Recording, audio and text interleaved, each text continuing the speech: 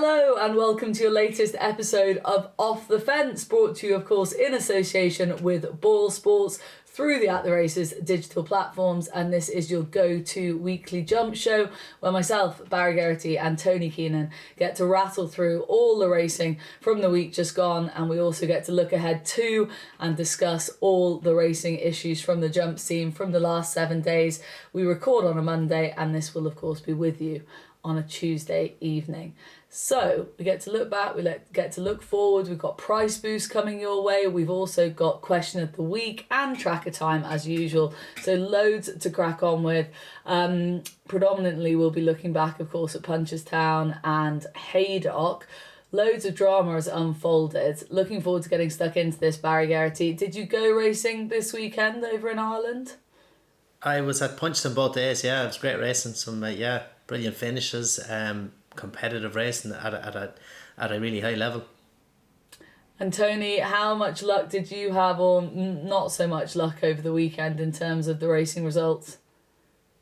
One Saturday, didn't win enough, didn't back my opinion strong enough, and give about half it back on Sunday.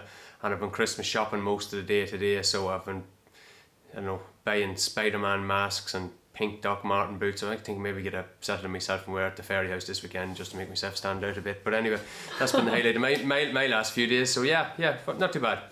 God, Christmas shopping already. That is organised. Wow, I'm impressed, Tony. Barry, have you done any Christmas shopping yet? No. Lastminute.com, Vanessa. Yeah, I'm very much like that as well. So plaudits to Tony Keenan early in this show. Let's kick off with our What Happened Where reflections from the week just gone. We will start with the Grade 1 that we got to see up at Haydock, the Betfair Chase, of course. And Barry, we were so looking forward to it, and it was a small field, but it was a small and select and interesting field. Yet, with Royale Pagaille winning, beating Bravemansgame, the short price favourite on the day, Corrick Rambler running the sort of race he seems to run at this time of year, and then Protectorat flopping, I think it's fair to say, given the hype that was given to him in the week, I do feel slightly like the result wasn't the one we hoped for. And I know people will say I'm insulting Royale Pagaille, who's a great horse, especially at Haydock. But in terms of top class results in a Grade 1, I feel like that wasn't the one we were all looking for. No, Royale Pagaille is a good horse and has good form in Haydock, but generally it's on softer ground than it was at the weekend. Although there was a good bit of confidence behind him from Venetia Williams' stable, that they had a good belief that he was going to run a big race. Bravemansgame, he never looked to travel as strongly as he did in Wetherby or as he would normally. Protectorat took it off him early. He went along for a good bit, looking like he was going to do something, and then he died a bit of a death. But some of Skelton's horses have been running that way, so maybe he's going to bounce back. But he was a long way off anywhere near his pitch at the weekend. But Royale Pagaille took it off Bravemansgame. It was a tame enough finish by the favourite. Good performance for Royale Pagaille. But I suppose the negative for me on the race was there's a handicap chase ran 35 minutes later over course and distance. It was 2 seconds slower than a horse rated 128 in a handicap chase. The same race 12 months ago was 13 seconds slower than Protectorat. So it was a good bit quicker to Betfair than the handicap last year. And the year before that, A Plus Tard was 13 seconds quicker than the handicap. So on times, I thought it was a poor reflection on the Betfair to have a handicap within 2 seconds of it. So I'm not sure it's going to work out as an amazing race. And for Bravemansgame to come back from this, another defeat, I think he ran below par on the back of needing the run in Wetherby. That run took more than what would have been expected to take out of him.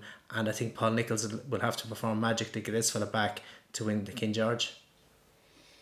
Wow, well that is interesting, that statement there that you finished with, on the basis that Bravemansgame is still 11-4 at the top of the BOYLESPORTS market for the King George, and Royale Pagaille, for what it's worth, is our first price boost of the show. He's been boosted to 14-1 from 12s. He was generally cut to 12-1 for that race off the back of the win, but BOYLESPORTS have boosted him to 14s. If you're interested in Royale Pagaille, and if you think that we are slightly sort of not taking him seriously because we feel like the race might have fallen apart somewhat, then I'm sure that you'll think that the 14-1 is a serious bit of value. But in regards to this horse, Bravemansgame, coming back for the King George, Tony, I mean, you'd be a brave man, excuse the pun, to back him at that sort of price for a King George off the back of what we've seen of him this season, wouldn't you? I think you would, yeah. I think Barry's alluded to it there. He's finished out both his races this season quite weakly. I thought in the King George last year he finished off very strongly, and in the Gold Cup maybe he wasn't just quite as effective over the 3 mile 2 there, but he stayed pretty well to be second to what was a very good performance on the day. So the weak finish is a little bit of a concern. Barry kind of again alluded to last week, like kind of why was the trainer running him? I'd say it's a close run thing this week between who did the worst bit of placing of the weekend. Was it Paul Nicholls or Gavin Cromwell? I'll maybe make the guess for Gavin Cromwell later on, but Paul Nicholls probably running him close here. Probably a strange decision maybe to privilege this race over the King George. If he'd kept him fresh for the King George, would he maybe have got a better performance out of him? But it is bringing up this thing about the Gold Cup, and I suppose the question being asked about was it a bad Gold Cup? Is the Gold Cup just such a tough race to take so much out of the horses? Does it really matter what the answer to that question is at the moment, because they all seem to be underperforming out of it?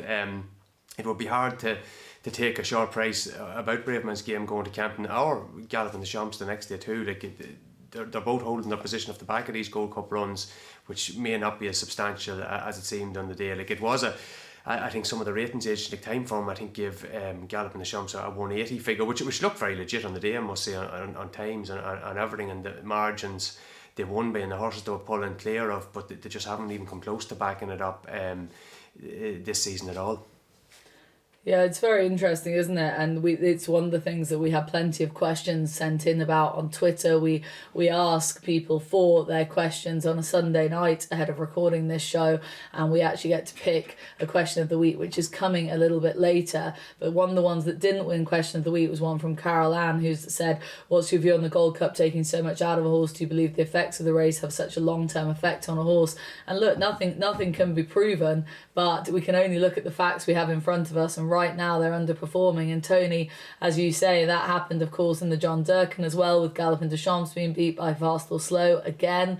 And this again is a bit of a question of, are we, in the aftermath of this defeat, are we not taking Fast or Slow seriously enough? Is he a seriously improving staying chaser? Or is it very much a case of these horses underperforming, specifically obviously in the John Durkan with Galopin de Champs? What was your view on the Gold Cup winners' run in this race? Possibly wasn't a race that would have suited them. I think it was a speed favouring race. They kind of dawdled, relatively speaking, until the last 3 or 4 fences, and then it was a little bit of a sprint. Now you would say that wouldn't suit Galopin the Champs, and you'd be justified in saying that, but I don't notice that excuse his jumping performance, which was fairly dismal. He made numerous mistakes on the way around big at some kind of errors at others, so it's hard to kind of excuse that. And the jumping, has become a bit lethargic, I suppose, since his novice days when he was inclined to force the pace. Now maybe that's a byproduct of them settling him, and it worked very effectively. Like, he's won a Gold Cup. It's not the knock what has been done with him. He's already achieved more than would have been hoped at any probably point in his career. But no, I wouldn't knock Fast or Slow at all. Like he's another horse that you wouldn't have thought visually looking at his win in the Punchestown Gold Cup that a very steadily won race would have suited the opposite, in fact. And he showed a good bit of speed there, kind of from the turn in, despite GH7 dropping his whip, and like everything would have pointed to him needing the run. What his trainer was saying before, and the paddock people, the market, all would have pointed to him coming on a lot for the run. So maybe he is the one to beat in the Gold Cup at the moment, that whole division. I haven't come down on anything reasonably strong, but I would kind of be reluctant to go with any of the horses from the first few in the Cheltenham Gold Cup this year, just with the way that form has worked out. And just another question to you, Tony. From a punting point of view, obviously there was quite a bit of focus on the fact that it was Fast or Slow versus the Mullins battalion of 5, was it? Yeah, 5. How dull do you find that whole situation when you've got a race completely dominated in that example by a superpower like Mullins? I'll come to the punting part maybe at the end of that. I got a phone call about 30 seconds after the race from a kind of a friend of mine in England who'd be following racing 40 years at this stage. And he was kind of disgusted with the race. He says, like, what are we looking at here? Now, I'm not going to just go as extreme as what he was saying, but I'm reminded of the parable of the frog being boiled. Like, are we, if you gradually raise the temperature of a frog, and apparently they don't notice that they're being boiled until they're dead. And I'm just wondering, like, is the gradual change of Mullins gradually having more and more runners in these races? Like, are we just at the point now where is it just awful? Like, we've been told it was a brilliant race. Yeah, it was a good race over the last couple of fences, all right, but with one person having all the aces, like, does that kind of negate that a bit? Like, how far away are we from a Mullins only grade 1? It hasn't happened yet, but it can't be too far away. Like, maybe the Matson hurdle at Christmas is going to be it. Although I do see Bob Ollinger's entered in it, so I wonder, is that coming? You're asking about the punting. Oh, look, these races are just terrible for betting as far as I'm concerned. It is very difficult to solve these races with a form book. Like on Sunday, the horse who there was money for was Appreciated. To me, you would have found it very, very hard to back Appreciated on the way he had run on his last 2 or 3 starts last season. He looked very sour. He wouldn't be particularly a horse that I would have thought wants to go right-handed, and maybe he will do better again left-handed, but he's right back on song here. Like, the market knew he was going to make the running, and he was going to make it at a fairly tepid pace, I would say. Another example of that race like this, what I'm going to call a Mullins grade 1, was the Laurels of Naas there back in January where Champ Kaylee won it, like, all the money in the world was for him, and I find it quite hard to make a case. So maybe it's just I'm a bad judge of that, but I just don't want to bet in these races to any kind of level of kind of confidence. I'd rather back in something where there's a bit more of a spread of trainers, maybe a handicap, maybe a maiden hurdle, but at least there's a couple of yards going head to head, because I'm just going to bet in these and I know I'm going to lose. So yeah, something I'm quite happy to sit out when I'm just seeing 5 or 6 Mullins horses, because the market just knows more than you. Yeah, it's a fair comment. Barry, again, this was one of the sort of the Cheltenham Gold Cup market was one of the things we got plenty of questions about. Richard Long Racing has asked, with Shishkin, Bravemansgame, Galopin Deschamps failing to produce this week, the Gold Cup looks wide open. Who do you think should be favourite for the race next year, or who do you think will win? And of course, when we're looking at the market itself, Galopin Deschamps is still top of it at 3-1. Fast or Slow, a point big with BOYLESPORTS at 4s. Jerry Colombo there at 4-1 as well. Shishkin at 14s, Laurent Presse we haven't seen for a long time at 16s, bigger thereafter, including Bravemansgame and Gentleman's Game too, the Charlie Hall Chase winner. It's a fact, like, this weekend has just blown up the Gold Cup market hugely. I guess we should answer the question of who do you think should be favourite, but also I want to tie into that the point that Tony made about Galopin Deschamps jumping just not being what it was when he was a novice, essentially. What's gone amiss there with his jumping, specifically for the run we saw him in the John Durkan? Yeah, well, I'd only judge him on the John Durkan and in the Gold Cup of Punchestown, but more so in the John Durkan. I thought he jumped okay at Punchestown previously, but he seemed to be very lacklustre all the way in Punchestown. He put down at the second gun away from the stands, which is very unlike him. He was so dominant in this race last year. You were expecting a performance of that level, and I gather his work and schooling at home suggested it was going to be that way. But he hasn't turned up at full pitch anyway. Now, on the other side of that as well, he was only beaten 2 lengths. So he hasn't got a massive amount of ground to make up on Fast or Slow on that basis. And he looked like a horse who was more than 2 lengths below par. So if he is to turn the corner, there is potential for massive improvement to get back to where he was. But you're going to have to see that before you believe it. But Fast or Slow, give him credit. JJ Slevin gave him a brilliant ride too. Timed his challenge to perfection, and like that, as Tony mentioned, he wouldn't have loved the trip either. So he was very impressive in the Punchestown Gold Cup, a proper stayer. I didn't think he'd have the pace for this race, and he proved me wrong. He travelled strongly all the way, so it was a really good performance by him. But I wouldn't just throw away the ticket with Galopin Deschamps yet. I'd give him another life or two. Okay, we will keep the ticket then for the time being. Barry, let's stick with you and move over to Ascot, where the big Grade 2 chase down there was, of course, supposed to be the mashup between Shishkin taking on Pic D'Orhy again. Shishkin was going to be was a very short price favourite, and we all know what happened, this debacle at the start with him not starting. Those cheap pieces applied, don't know if they had an effect, don't know if these new starting procedures, the starter not being able to have that hunting crop had an effect. We don't know what caused this, but Shishkin didn't jump off. Very disappointing. Poor Nicky Henderson afterwards looked completely and sounded completely baffled. What was your take on this? What, from your experience, what went wrong? Did you expect that from Shishkin? I know he's had his issues, but I didn't think he had that in him. No, I didn't think so either.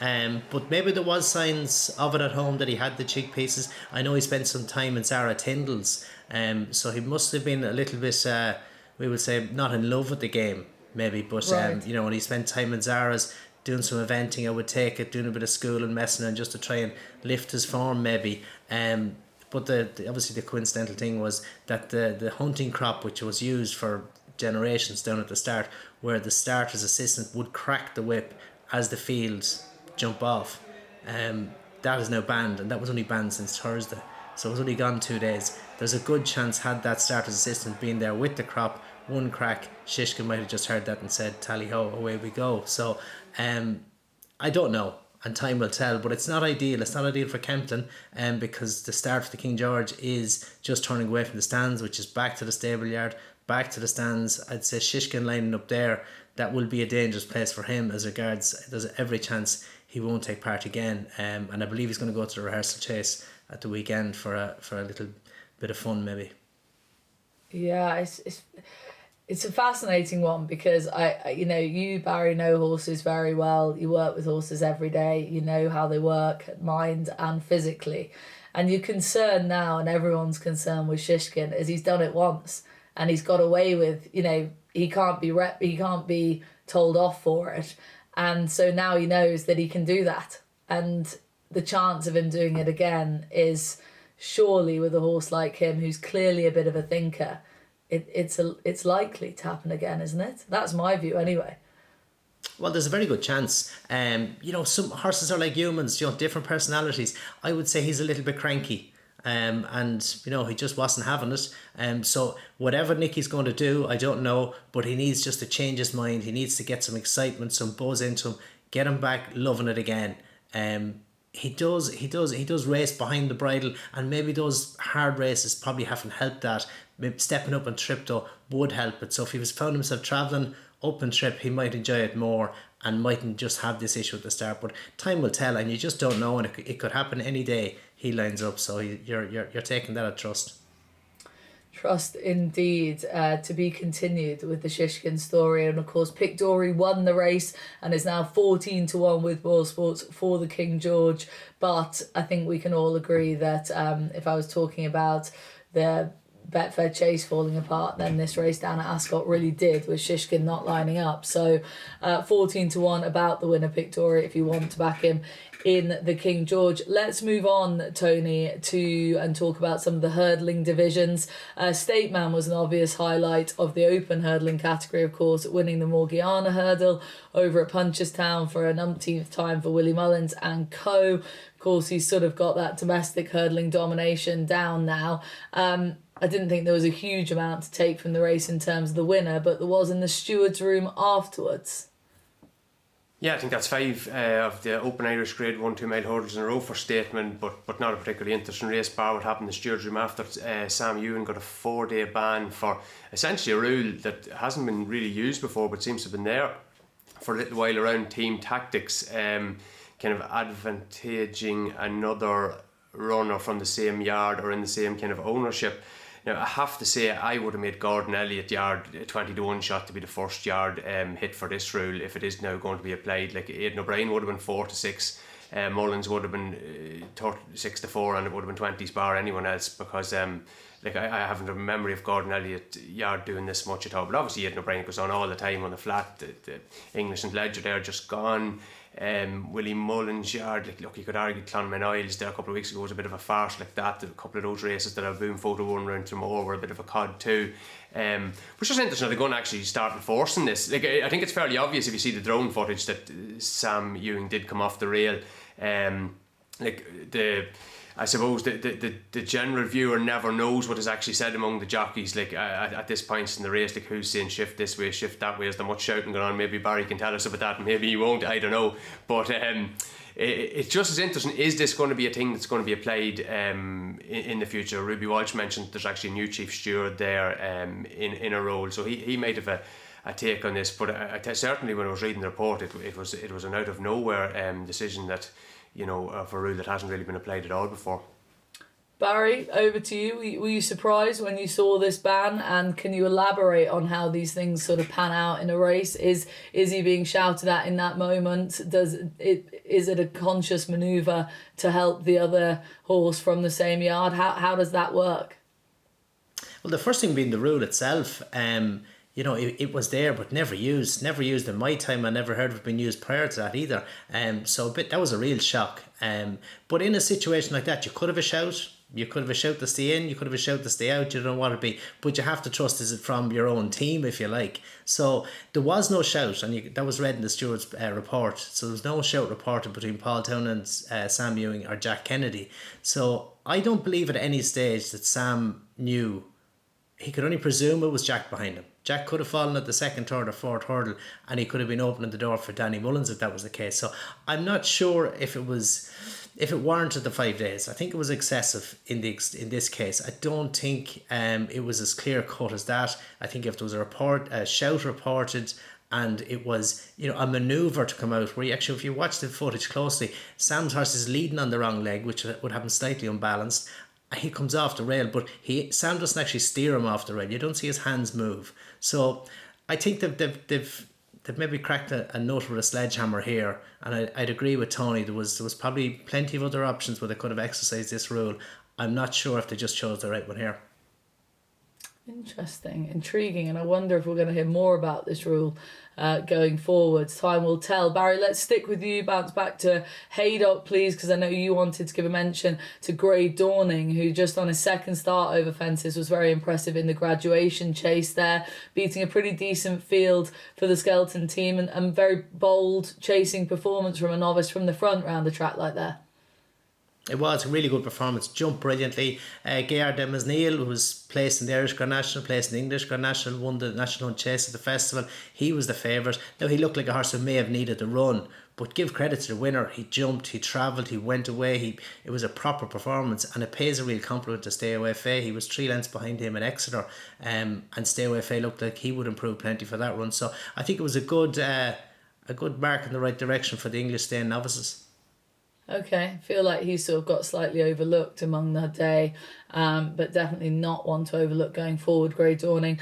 Tony, let's come back to you for the Florida Pearl Novices Chase at Punchestown on same day over the 3 miles, won by Favori de Chamdou for the Kennedy Gordon Elliott team. But the beaten horses, you've already mentioned him, Flooring Porter beaten, Gavin Cromwell's sort of race choice coming under a bit of questioning, and Affordale Fury as well, a disappointing show from him given the form he already had with the winner. So a slightly confusing contest, is it safe to say? Yeah, I think the winner's quite a likeable horse. Proof for the run in Galway, proof for going up and trip here to 3 miles. And I think Gordon Elliott probably knew all that when he was willing to take on Affordale Fury, who seemed to beat him with a bit in hand in Galway. He does things right for Favori de Chamdou. He likes a bit of soft ground. He jumps very well, which, to be fair, probably wasn't true of any of the rest of them in the field. So that it is a race that kind of has fallen apart. I was very, very surprised with Gavin Cromwell running Flooring Porter here. He put in a really wayward performance in the Punchestown Stayers hurdle here a few years back, where he was borderline unsteerable. And it was similar here. Like, the main fences are going to exacerbate that tendency more. Chase races tend to be more truly run. There's more fences to jump. It takes more exertion. So I was very surprised to see him doing this, and as the race went on, he got worse and worse in that regard. Now, look, the horse still seems to be fine. He's finished second. It's not a terrible run by any means, but I just wonder if he would have been better going straight to Leopardstown at Christmas. Like, does Willie Mullins have a real horse for that 3 mile race? a track where Florian Porter has done very well in the past, I don't know. So it'll be interesting, does he bounce back quickly from this? Certainly now it wasn't a positive, and I think I would have kept him for Leopardstown at Christmas. And again, his jumping at Cheltenham, he got the softest of leads at Cheltenham to May. It was a very steadily run race, and he still halved a couple of fences on the way around. So maybe that argument, I think we had a question about that, about horses staying over hurdles and then going chasing. I know there have been examples like Faheen who have been brilliant, and even something like Sharge at the moment seems to be quite good. Now, maybe the common denominator there is the trainer, but they are exceptions. I think horses that stay hurdling for prolonged periods don't tend to make into chasers, and there's often a reason why they've been kept hurdling in the first place. Well, that's interesting, and it actually leads us on to talk about the next horse in Classical Dream. Let's talk about some novice chasing. We will kick off with him, and I'll stick with you then, Tony, because Classical Dream is obviously another case of a horse who's spent quite a bit of time over hurdles now, a few seasons, is going chasing a later point in his career, but he was very impressive in winning his beginner's chase when we saw him at the weekend. What did you make of that? Well, in the week, what did you make of him and his profile of a horse, given what you've just said going forward? Well, he was very impressive. His jumping was excellent. I would say that the trainer has started him off at a track with some of the softest fences in Ireland. There's a lot of running in Taurus and sometimes not an awful lot of jumping. That's a sensible place probably to start off a horse like that. You really want to be starting him off somewhere where maybe there's a higher percentage of fallers or on seats and stuff like that. But he got a complete and utter solo out in front. Like it won't always be that way. Like there will be perhaps the next day something like a Favori de Sean Du will be up there with you and trying to press you and trying to test your jumping. So yeah, it was a fine jumping performance, but beyond that, I don't know what else it told us for what he'd be like maybe when he goes into a Grade 1 3-mile race. And then the thing was that over hurdles as a 3-miler, he always struck me, he'd want the easy 3 miles, and he was quite effective coming back to 2.5. So again, those staying chasers do tend to be more traditionally run, and we'll see does his stamina get found out maybe at the latter end of those type of contests. Barry, what's your opinion on those Thurles fences? Yeah, there wouldn't be as big a fence as Punchestown or Leopardstown, but this fellow was so far over them, it didn't matter. You could have put him, I'd say, you could have sent him down Aintree, he jumped out well. He was on springs. He was very measured as well when he was in close. I thought it was a brilliant performance. And he, to me, is the perfect example of a horse can go chasing at any stage, like Faheen. But some don't get there until later in their career for different reasons. But a lot of the time, I would feel a horse as a novice hurdler who doesn't go chasing, sometimes maybe connections might feel they need a little bit more time, a little bit more development, because I think they're afraid to go. And I think Peddler's Cross was a good example of that. He won what would have been the Ballymore maybe at the time. He was second in the Hurricane Fly in the champion hurdle the following season, and he's 16 lengths behind Sprinter Sacra in the Wayward Lad the season after. He just wasn't a scopy chaser. He lacked the scope. Is that why he stayed over hurdles an extra year? For me, that's how I felt it would have been. So I think that is the case with a lot of horses. Florian Porter, probably not the biggest in the world, took a few chances at Cheltenham, but I thought he had good technique. But to me, Gaelic Warrior, who's probably the horse we're going to lead on to next, he would be a bigger issue for me now. Big horse, ran hard at his fences, didn't show them massive respect. To me, he didn't shape like a horse with a lot of scope. If you watch Classical Dream, he left the ground, he gave daylight between himself and the fences, which isn't necessary, but it was the ease that he can do it. But to me, Gaelic Warrior just didn't have that ease. He was hurdling fences, he was in a big rush. He'd probably come back and trip because of his style of racing, won't suit running over further. But you'd have to remember too, he warmed up for last year's Cheltenham Festival, or last season's Champion Festival, with a win in a 2-mile handicap, 150 grand handicap at the Dublin Racing Festival. So he doesn't lack pace, but I'm just not convinced that he's as good a jumper as, say, Classical Dream, or even Florian Potter for that matter.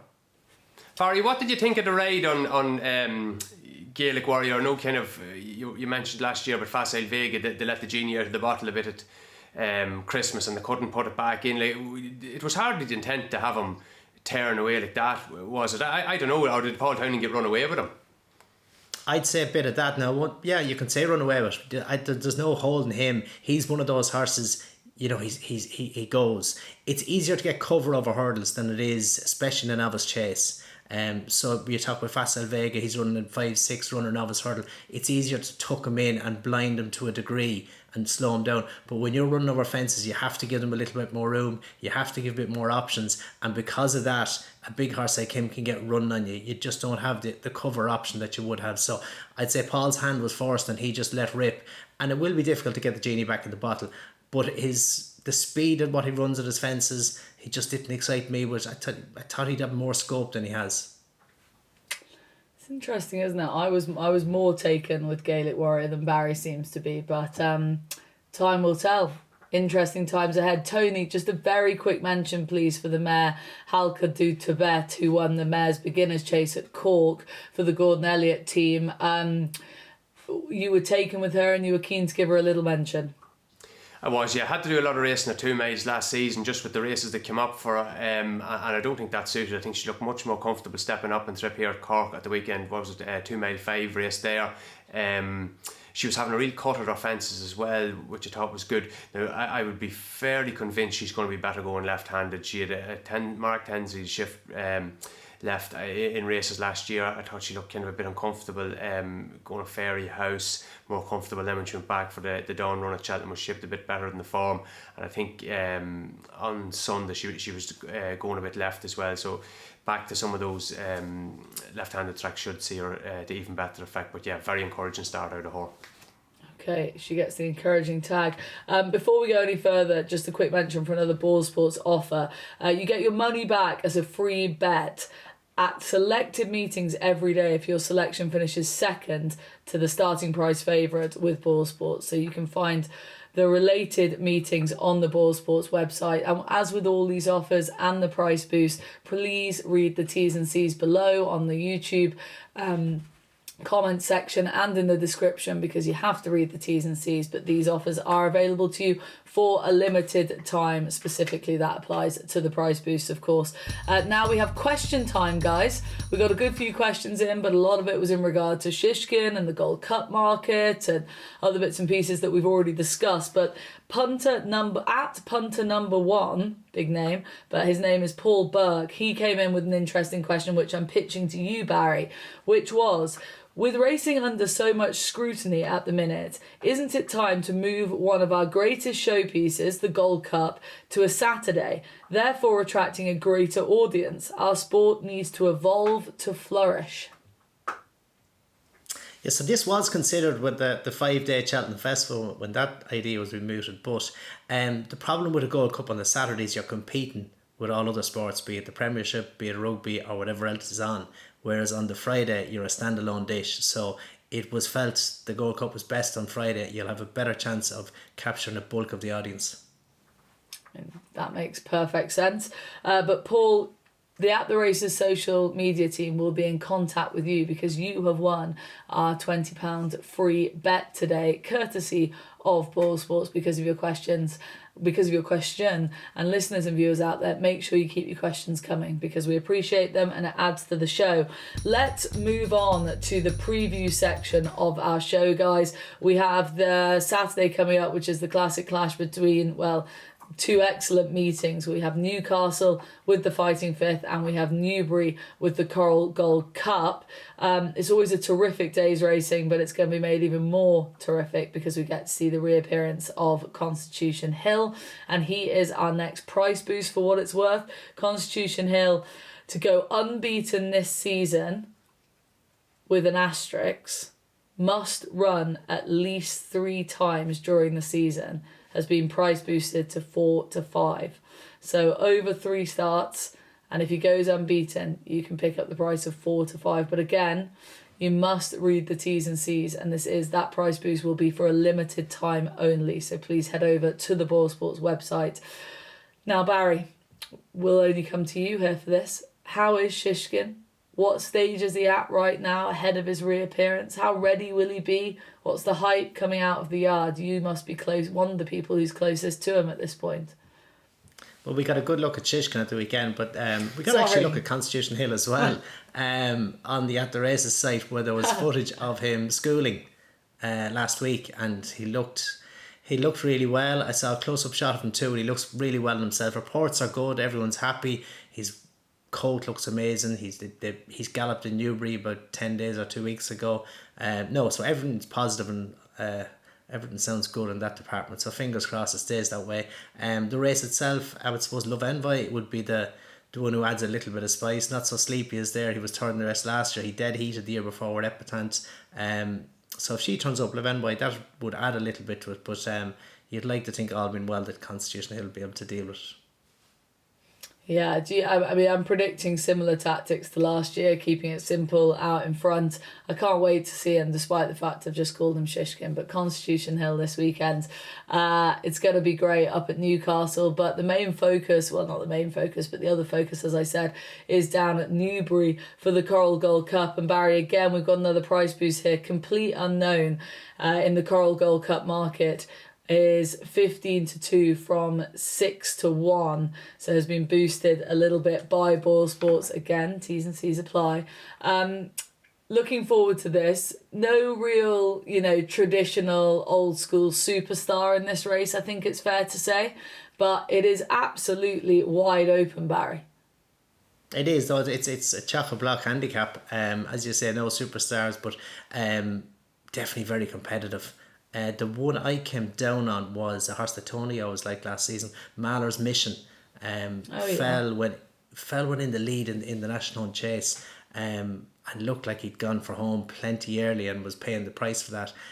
He's had a prep run, you'll say, in Cartmel recently. It was beaten there, got dropped a couple of pounds, but that was over 2.5 miler in Cartmel, which would be nowhere near ideal for him. So I think that was a nice prep run for this race. He loved the trip, he loved the track, he's slightly better going left-handed. He's the one I'd want to be on, Mahler's Mission, but there's plenty there with chances. But yeah, I'd say an open race. An open race indeed. Complete unknown, Mahler Mission, horses who have lots of potential in there for a race like this. So yeah, really looking forward to it. It's going to be very competitive. Fascinated to see who'll go off favourite on the day. Tony, then we roll on to Sunday, where we've got it's the big day at Fairyhouse on Sunday. We've got the Royal Bond, the Hatton's Grace and the Drinmore to look forward to. Grade 1 Bonanza over there. What are you looking forward to seeing run, specifically in the Grade 1s, but maybe elsewhere on the card as well? Yeah, just three Mahler Mission there.